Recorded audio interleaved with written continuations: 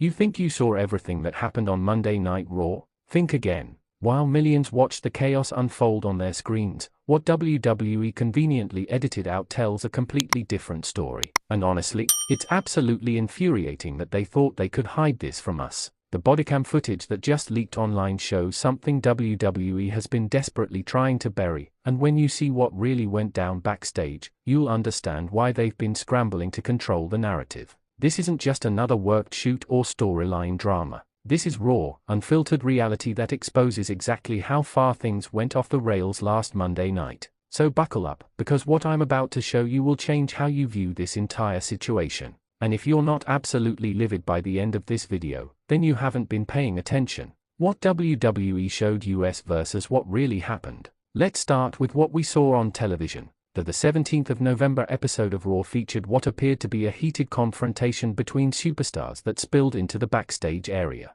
WWE presented it as intense, chaotic, and barely contained by security. The cameras shook, people yelled, and eventually, everything cut to commercial. Classic WWE production, right? But here's where it gets interesting. The bodycam footage worn by arena security personnel tells a radically different story. And before anyone asks, yes, this is standard protocol. Most major venues require security to wear bodycams during live events for liability purposes. What they captured on the 17th of November, however, goes far beyond typical backstage scuffles. The footage begins approximately 7 minutes before anything aired on television. You can see superstars in heated discussion near gorilla position, and the tension is immediately palpable. But what's shocking isn't the argument itself. It's who instigated it and why WWE chose to frame the narrative completely differently when it aired. The real instigator revealed. According to the televised version, the brawl erupted spontaneously during a promo segment. Two rivals lost control, and chaos ensued.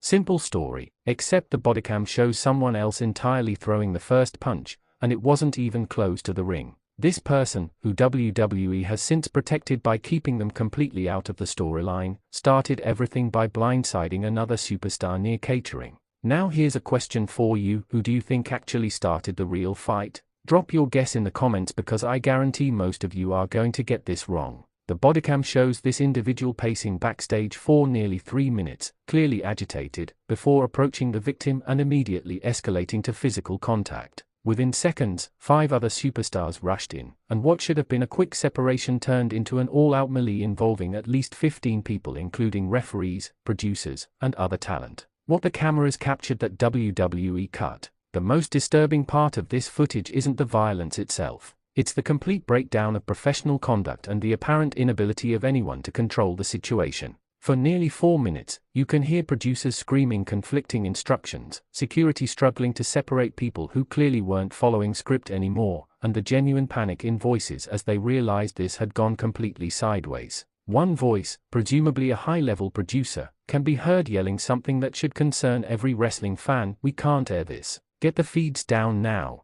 That instruction came roughly 90 seconds into the altercation, which means WWE made a conscious decision to reshoot or heavily edit what they eventually broadcast. The bodycam also captures something WWE absolutely doesn't want: public equipment damage. In the chaos, approximately $30,000 worth of production equipment was destroyed. Monitors, cameras, lighting rigs, all casualties of a brawl that WWE later tried to present as controlled chaos for entertainment purposes. The injuries they are hiding. Here's where things get really problematic. Multiple superstars sustained legitimate injuries during this incident. The bodycam shows at least 3 individuals receiving immediate medical attention from trainers who rushed to the scene. One superstar is visibly limping and refusing to put weight on their left leg. Another has a clearly bleeding laceration above their eye that required immediate pressure. Yet when Raw returned from commercial, none of these injuries were visible. The people who were legitimately hurt were nowhere to be seen in the remainder of the broadcast.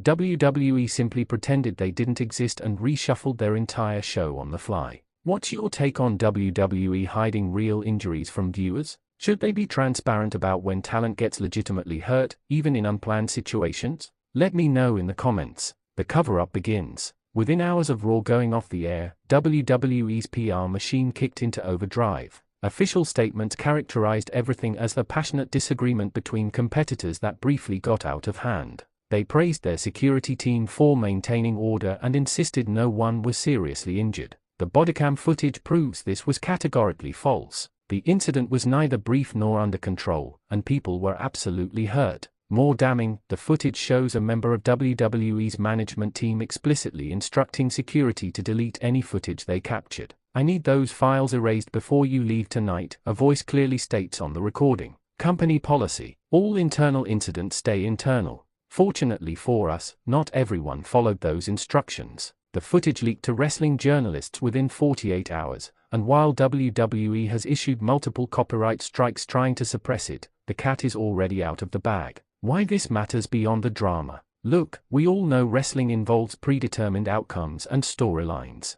Nobody's arguing that WWE should broadcast every legitimate backstage incident. But there's a massive difference between protecting storylines and actively covering up situations that put performer safety at risk. The bodycam footage reveals a work environment where tensions can explode into legitimate violence at a moment's notice, where security protocols failed spectacularly, and where management's first instinct is suppression rather than accountability. Several former WWE superstars have already commented on the footage, with most expressing that this kind of chaos was more common than fans realize. One former champion stated on social media, "This is exactly why I left. The line between performance and reality gets blurred, and when it crosses over, nobody protects the talent." The unanswered questions. The bodycam footage raises several critical questions that WWE has refused to address. First, why did security protocols fail so completely? These are trained professionals who handle unruly audience members regularly. The fact that they couldn't control the situation for over 4 minutes suggests either inadequate training or insufficient personnel. Second, who authorized the order to delete footage?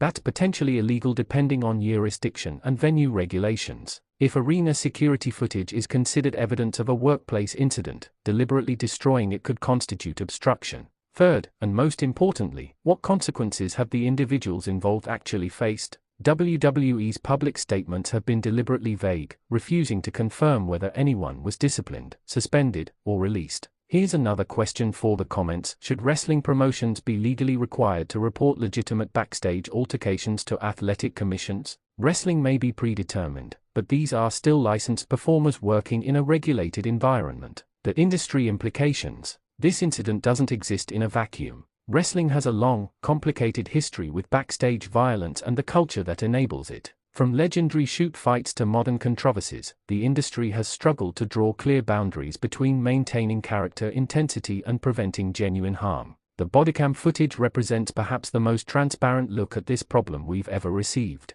It's unfiltered, unedited reality showing exactly what happens when professional wrestling's controlled environment breaks down. Other promotions have already started responding. AEW released a statement reaffirming their backstage conduct policies. Impact Wrestling announced enhanced security protocols. Even smaller independent promotions have begun addressing how they'd handle similar situations. WWE silence is deafening by comparison. Rather than using this as an opportunity to demonstrate leadership and commitment to performer safety, they've chosen denial and suppression. What happens next? As of right now, the situation remains unresolved. WWE continues issuing copyright strikes against anyone sharing the footage. The superstars involved have been conspicuously absent from television or given minimal screen time, and management refuses to acknowledge the incident beyond their initial sanitized statement. But the footage isn't going anywhere. It's been downloaded, backed up, and distributed across dozens of platforms. WWE can't put this genie back in the bottle, no matter how hard they try. The real question is whether this becomes a catalyst for meaningful change or just another controversy that fades from memory when the next storyline captures our attention.